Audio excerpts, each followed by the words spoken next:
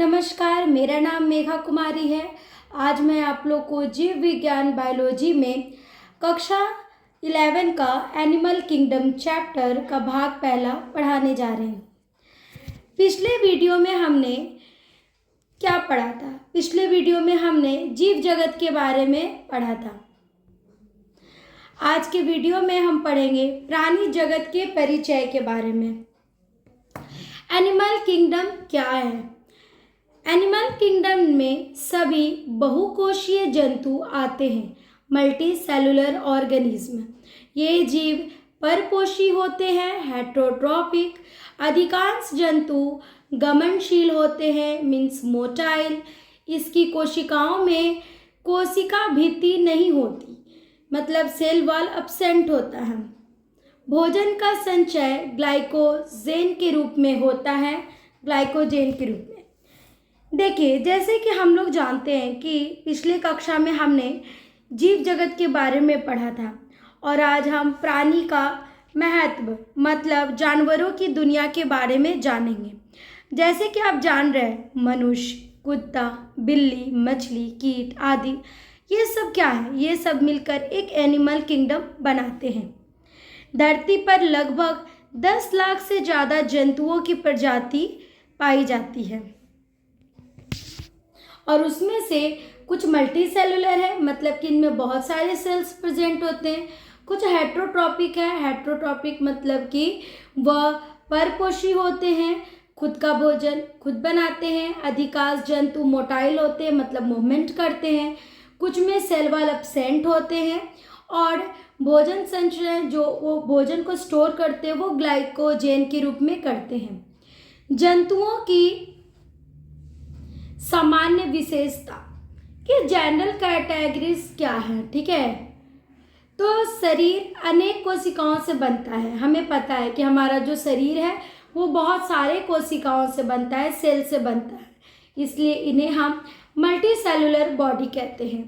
कोशिकाएं यूकैरियोटिक होती हैं, ये यूकैरियोटिक होती हैं, ठीक है?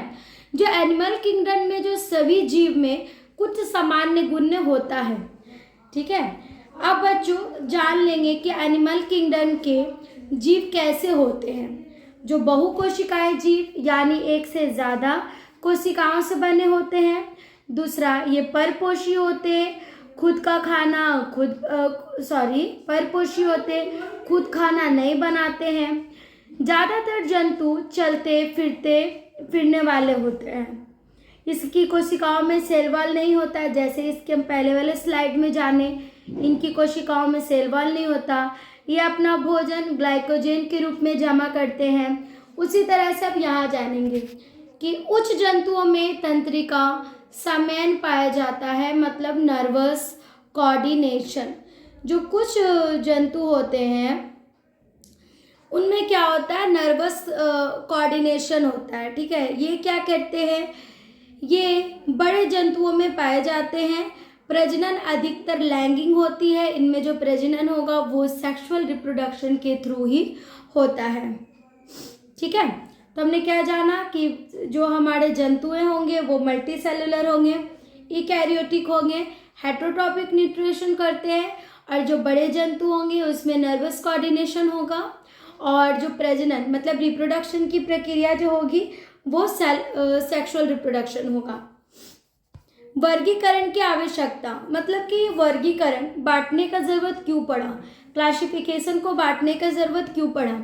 पृथ्वी पर जंतुओं की प्रजाति बहुत अधिक है। आप लोग पहले भी हम लोगों ने पढ़ा है कि जो पृथ्वी पे जो जंतु हैं वो बहुत ज़्यादा स्पीशीज़ है। वहाँ पर सभी जंतुओं का अध्ययन एक साथ करना कठिन होता है। मतलब आप सोचेंगे कि एक साथ ही हम सबके बारे में जान ले तो ये मुश्किल है, तो हमें क्या करना पड़ता है? उन्हें पार्ट बाय पार्ट समझना पड़ता है, वो भी क्लासिफिकेशन के माध्यम से। कभी कभी जो नई प्रजाति को सही जगह भी दी जाती है कि नई प्रजाति, इनके बारे में हमें क्या और स्टडी करना है, सबको एक साथ पढ़ना इसलिए मुश्किल हो जाता है। इसलिए हम लोग समान जंतुओं को एक समूह में रखते हैं, नई प्रजाति को एक अलग समूह में रखी जाती है, ताकि वो पढ़ाई में आसानी हो और वैज्ञानिकों को भी आसान होता है उन पर रिसर्च करना। नई प्रजाति को सही स्थान देना संभव होता है, ठीक है। सिस्टमैटिक पोजीशन उन्हें दी जाती है। अध्ययन के वैज्ञानिक एवं व्यवस्थित बनाता है। साइंटिफिक स्टडी के लिए भी हमें बहुत ज़्यादा ज़रूरी है कि हम इसे बांट दिया जाए। जैसे कि आप लोग स्कूलों में देखते होंगे, बच्चों को क्या है, उनके अनुसार बांटा जाता है। जैसे कि 1 2 3 4 क्लास वाइज उसको बांट दिया जाता है। उसी तरह से जंतुओं के बारे में जानने के लिए, उनकी स्टडी करने के लिए हमें उन्हें भी बांटना पड़ता है। अब जंतुओं के वर्गीकरण की मूल अवधारणा, बेसिक आइडिया ऑफ क्लासिफिकेशन, ये कैसे आइडिया लिया गया कि मुझे क्लासिफिकेशन किस बेस पे करना है, ठीक है, उसके बारे में जानते हैं। तो कुछ खास लक्षण के आधार पर जंतुओं का वर्गीकरण तो किया जाता है। जैसे बच्चे आप जानते हैं कि सभी जंतु देखने में अलग अलग होते हैं, लेकिन कुछ मौलिक लक्षण सामान्य होते हैं, ठीक है। अब जैसे कि एक एग्जांपल बिस्किट, तो बिस्किट है तो बिस्किट तो हर तरह के बिस्कुट को आप बिस्किट बोल दिए, मगर सबका टेस्ट, उसके कैटेगरीज, नमकीन है, कोई मीठा है, कोई बादाम का है, तो कैसे अलग होता है। उसी तरह से इन्हें भी बांट दिया जाता है।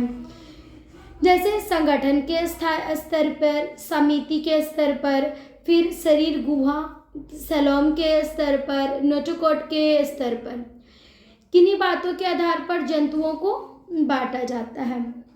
जो नोटोकॉट हमारे शरीर की रीढ़ की हड्डी से जुड़ा होता है, उसके बारे में भी बांटा जाता है। तो हम समझते हैं, पहला क्या कहता है कि सभी जंतु आकार और संरचना में अलग होते हैं, वो डिफरेंट होंगे उनके शेप में, स्ट्रक्चर में,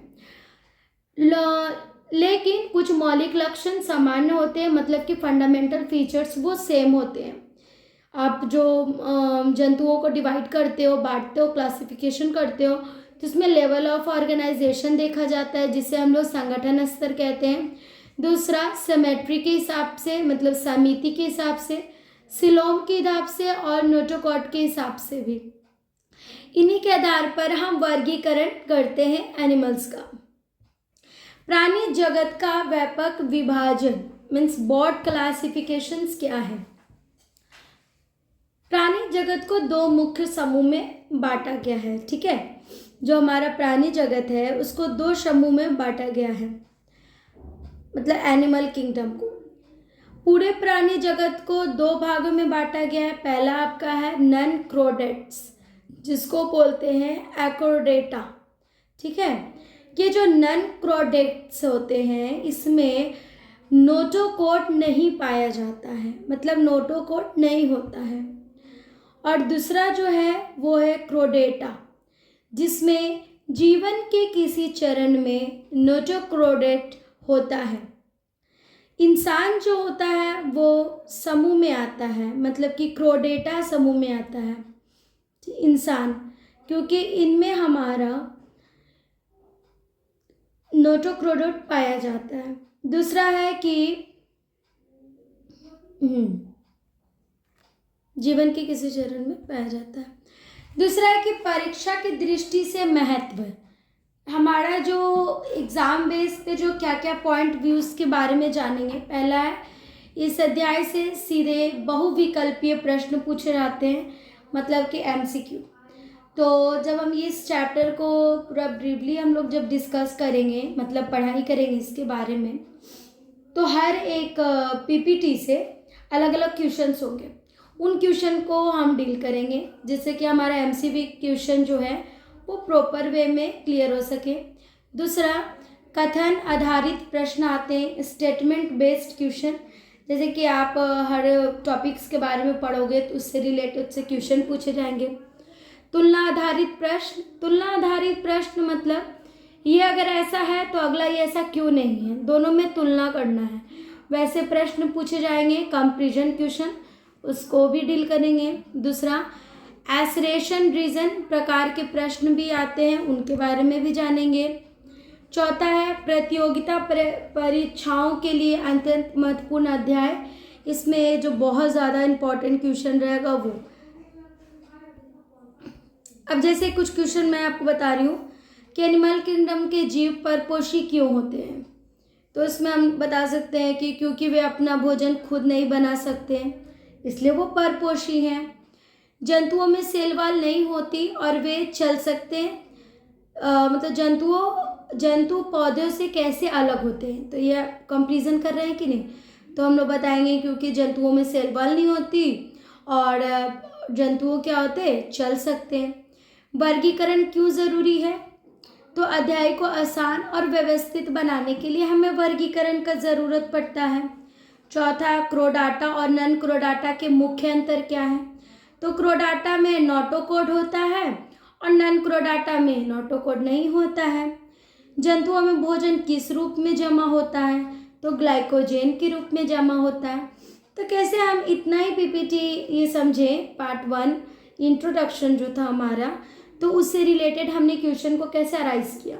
तो वैसे ही लास्ट जब हमारा स्लाइड होगा तो उस पर हम बहुत सारे क्वेश्चन को अराइज कर सकते हैं और उसके आंसर को भी समझ सकते हैं। अगली वीडियो में हम क्या पढ़ेंगे कि प्राणियों के वर्गीकरण का आधार क्या था, उसके डिटेल्स को जानेंगे। Thank you.